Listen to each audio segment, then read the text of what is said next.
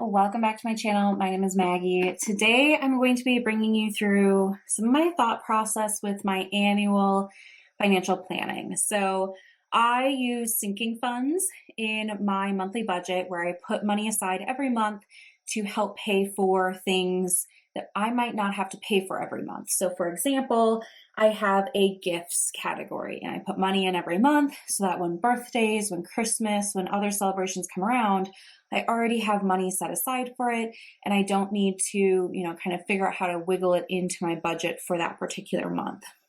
So I wanted to kind of talk you through how I figure all this out, how much I am willing to, spend on certain things, how I plan for all of this.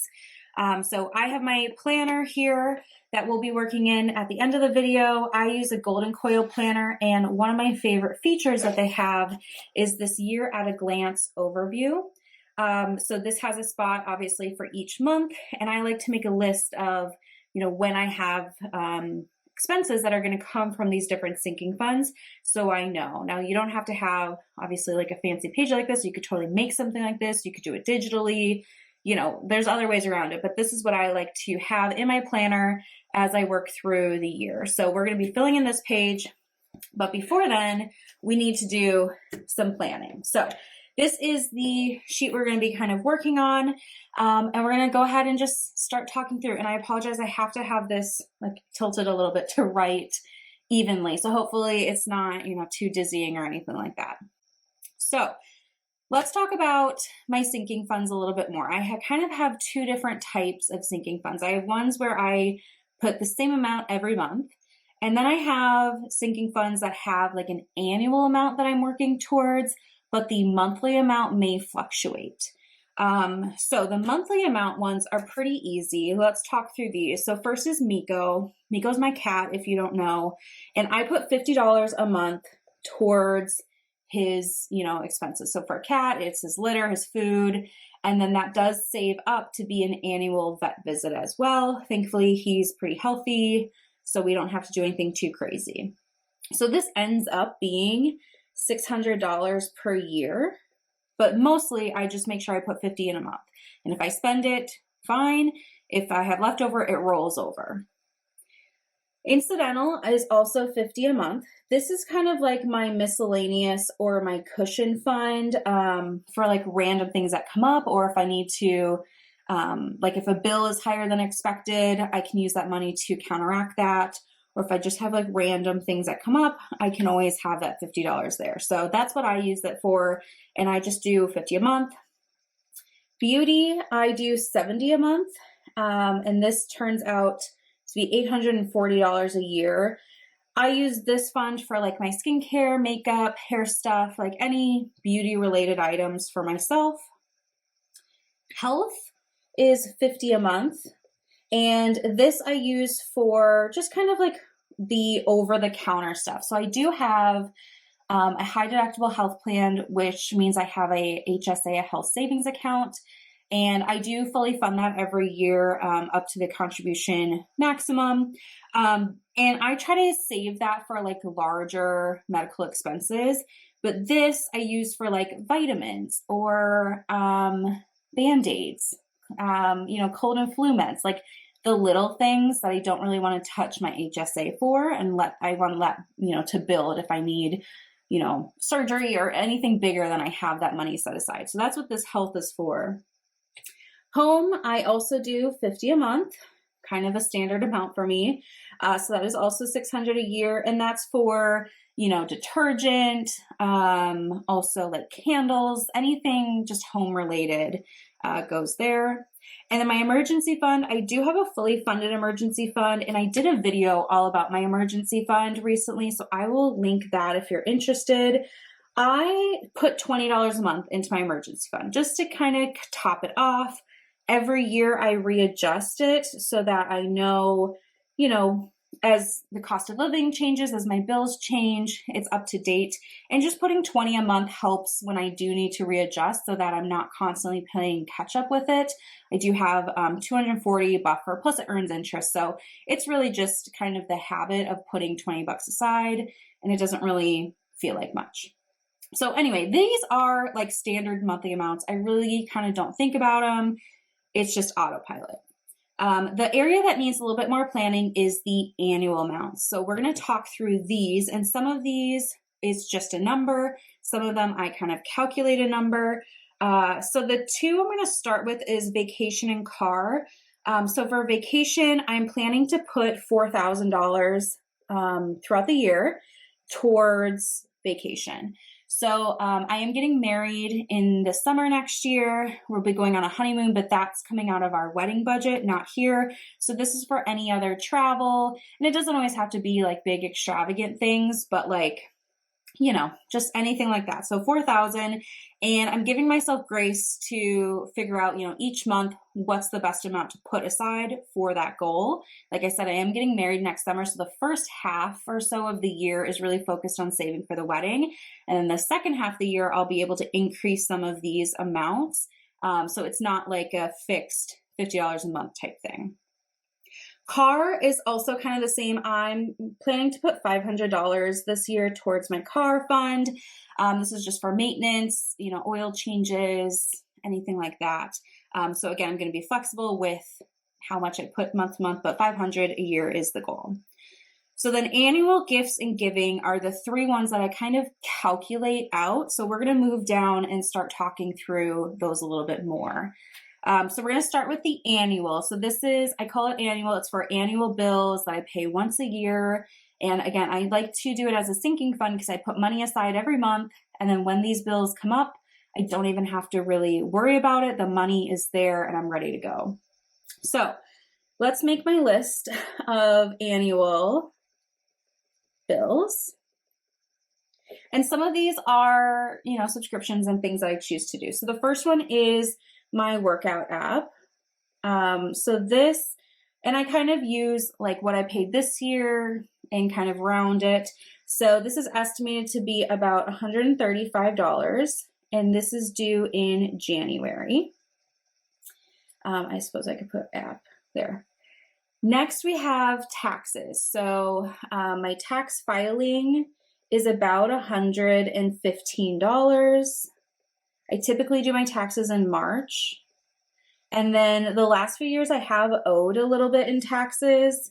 So I'm going to budget $300, and that would also be in March. I do kind of keep track of all of taxes and stuff on my own. So I have an estimated idea, and that's kind of on par of where I think I should be. Next, I have home warranty. So I do choose to have a home warranty for my townhouse. It has saved me a bunch. I'm sure for some people it doesn't work for them, but I've gotten a lot of new appliances out of it. It's been great. So I choose to keep up on it. I also have an original furnace, and I live in Minnesota. So you have to have a furnace in the winter to like make it through. My furnace is original from 1986. So I am on borrowed time, and my home warranty would cover the full replacement of that. So I choose to do my home warranty. It's about $950 a year for the home warranty. And this usually comes out in March or April. So I'm just going to put it at March. But I am kind of waiting for my air conditioner and my furnace to kick the bucket. And then probably after that, I don't know if I would keep it, but like replacing a furnace is multiple thousands of dollars. My air conditioner is also original, though that one hasn't had as many, you know, like worries about it. But yeah, that's what I'm doing. I know everybody has different opinions. Okay, then I have a Capital One credit card, and there is a annual fee. So that is about $40, and that comes out in April.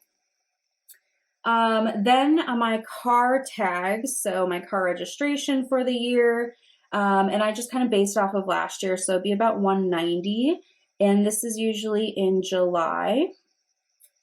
Let's see here. Then the fishing license, we fish for fun. We throw everything back, but it's just like a nice thing to do, to be outside, and that's about $30. And I'm going to put it at July, but honestly, that could be early in the year. It just depends when we, you know, get out there. And then I also have an American Express card that has an annual fee of $250, which is steep. I mean, It's steeper than the Capital One, but less than other cards. And this is one that I'll be kind of evaluating if I'm going to keep it. It's a Delta card. I might just jump on and join my fiance's Delta card and like cut this and just be an authorized user, because I'd rather the miles go to his account because he has status and all that stuff. He travels pretty much weekly for work. So I don't know. We'll see. But right now I'm going to plan for it, and that might change. Okay, so then this brings us into November. So in November for Black Friday, I buy my planner every year and I budget $100 because that's when the planner goes on sale. I think they only do a sale like maybe twice a year. So that's when I like to buy it. And then I got Peacock this year, the subscription service, for about $22 or something. So I plan to renew that next year when they run their Black Friday sale, and renew it again, because that's a great, price for the entire year. And then also I have a AAA membership for like roadside assistance and stuff like that. And that's $115, and that's been coming out at the end of November. And again, I might revisit this after we get married. We'll see. Then for December, I have Amazon Prime. I am officially switching to an annual subscription. I had been doing monthly, but I'm just going to do annual. It's a little bit cheaper. So that's a shift. And then Photor, which is the like thumbnail application I use here for YouTube, is about $30 a year. So, and that's, it's free, but I buy the, larger pack because you get more icons and fonts and stuff like that. So anyway, if I total all this up, and I already did this on the side, this would be $2,430. So $2,430 for all these annual bills. Now, I've already been putting money aside every month, and this is kind of a rolling basis. So going into 2024, let's just put into 2024, I should already have about $900, give or take. So if I subtract that, the difference would be $1,530. So that's what I would need to be able to cover all of these. And then I'd be at zero at the end of the year. But I don't want to be at zero at the end of December. I like having some money kind of already rolled over, especially because in the first 3 months, I have some big numbers here. So I don't want to just do $1,530. I want to do more than that. So I've kind of, played with the numbers, looked at my monthly budget, kind of mock-ups. So I'm going to go for, in 2024, we're going to do $2,200. And this does not include the interest it earns, and like if some of these things I end up not doing or they're lower, all those factors. But it also gives me a buffer should any of these be higher than I'm estimating. So all the reasons to do a little bit more than I planned for. So I'm going to do $2,200 for the year for annual bills. And again, I'm kind of breaking it up like before the wedding, after the wedding for the monthly amounts. So before the wedding, it'll be a little bit lower monthly, but I will still be saving. So that's how I figure out the annual stuff. Let's move on to gifts. So I know some people do different sinking funds for like birthdays and Christmas. I choose to just lump all gifts together. It's just one less thing I need to worry about splitting out and maintaining. So for gifts, let's go over here. First up, let's talk about birthdays. So I don't have a ton of people that I buy birthday gifts for. I send out text and like I send messages or like write a card, but like actually buying a gift, I don't know. It's kind of a short list. So the first one is my fiance's niece. We both buy her a gift for her birthday. So I'm going to be budgeting $50 for that. And that would be in April. Then we have my dad. And I budget $50 for him as well, and that would be in June. Then we have my partner, Babe, and I budget $300 for him, and that would be in August. I've in the past got him like a nice cologne or like something that he wouldn't buy himself, so I do like to do a higher amount to make like a nice special gift. And then I have a good friend of mine and we do birthday exchanges. So I'm going to budget $100 for her, and that would be in September. And that's it. for birthdays. I really don't do a ton for birthdays. So this equals $500. The other big thing during the year, of course, is Christmas. We celebrate Christmas and again do kind of some gift exchange, but it's actually pretty much the same list of folks that we actually buy gifts for, or I buy gifts for anyway. So again, his niece, I like to get her a gift. I'm going to budget $75. And then for all of these, it would be December. My dad and I don't really do a gift exchange. We donate to charity instead, but I do like to put $25 down just in case I see something that, like, I don't know, he might really like or quirky or whatever. So if I don't use it, it can, go towards something else. And then for babe, $400 for Christmas. And then for my friend, $100. And then this would be December all the way down. So for Christmas, I'm budgeting $600 for gifts. Now I realize, I don't have a lot of people to shop for. But I also don't really I work remotely. So does he. So it's not like we have to go to company parties, but you would want to maybe factor in like White Elephant or any of the games you might play, at something like that. Okay, and then I do have an other section here. So let's put other. So in here we have Father's Day. So I do like to get my dad a gift for Father's Day.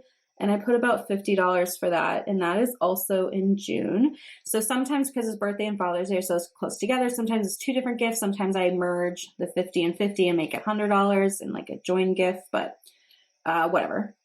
Then I do like to put money for supplies. So this is for like bags, wrapping paper, tape, all that stuff.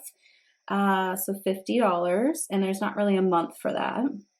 And then I also like to put extra money aside for shipping. So like for his niece, we rarely see her on her birthday, and then, Christmas just depends, but to like actually ship the gift, same with my friend, might not actually be there. So $50 for shipping. And then I do like to have an other category. So this, I'm going to do $350. Oops, 50. And this is for things like baby showers or weddings or, just because gifts, those types of things that just kind of come up. So I do put $350 there just so I have a little bit of extra money if I want to get someone a gift or, whatever it may be, I have it. So this section equals $500. So in total for gifts, that's $1,600. So up here, I'm going to put $1,600 for the year. And again, I don't really have much the first 3 months of the year. It really starts in April and kind of kicks off throughout the summer. And then I have a break again until, December and Christmas and all of that. So I kind of use that to my advantage and kind of play around with the monthly amounts. But that's going to be the gifts for 2024. So then the last one is giving, and I'm just going to kind of come down here. So for giving, there are a couple of planned things that we do.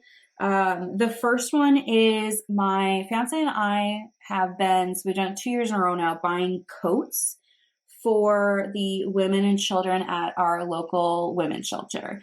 And so I'm going to be budgeting $150 for that. And I'm going to put down November. I try to buy the coats like on Prime Day or during Black Friday when they are on sale so that we can buy more for the money that we're putting down. So that's why I'm going to put November to kind of capture that. We also give out holiday cards with cards. Oop. And this, we write a message and we put some cash in there. So I'm budgeting $300. I may not always need that much, but that's what I budget. And this goes to, people in our lives, like different bartenders, servers, other people in our small town that take good care of us. And we just want to give them, a little gift. We do that. And then my dad and I, because we don't really do Christmas gifts, we do a annual donation to the food shelf. That's kind of what we do instead. So I'm going to budget $150, and that would be in December. And then kind of like gifts, I like to do just if there's other giving opportunities that come up that I want to participate in. So I'm putting 100. I can always use my personal spending money, the incidental money. There's other ways I can donate, but I do like to plan for 100 just for other things that may come up. So this totals $700 for the year. So that's what I'm going to write up here. So that is how I kind of work through these annual ones. And now that I have it laid out, I'm going to transfer this information into my planner, like I mentioned at the beginning, on this year at a glance overview. So this has each month, and I'm just going to write out what I have going on for each month, when I plan to spend, and what the budget is. And then this is really like a nice reference point for me to come back and look at throughout the year.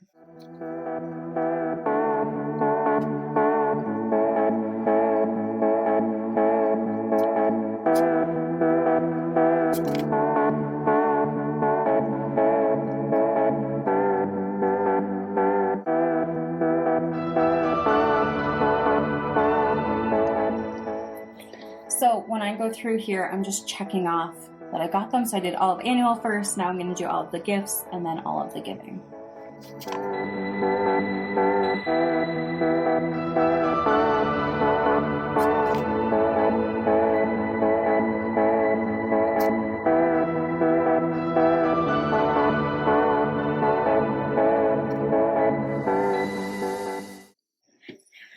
Okay, so this is what the spread looks like, and it's a great place for me to reference, and then I can also come through and just check off when things happen, and I can also like jot in what it actually costs, which helps me for next year.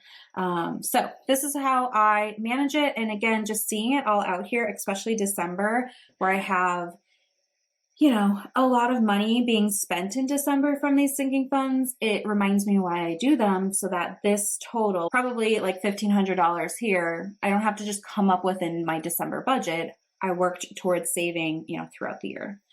So I hope this was helpful, and, maybe if you're just nosy and curious, this is what I do. So yeah, let me know how you are planning for your financial success in 2024. Are there new things that you're putting in place? Are there systems that have been working that you're using again? Let me know in the comment section down below. I'd love to hear from you and maybe get some new ideas. But that's all I have for you today. Thank you so much for watching, and I'll see you in my next one. Bye.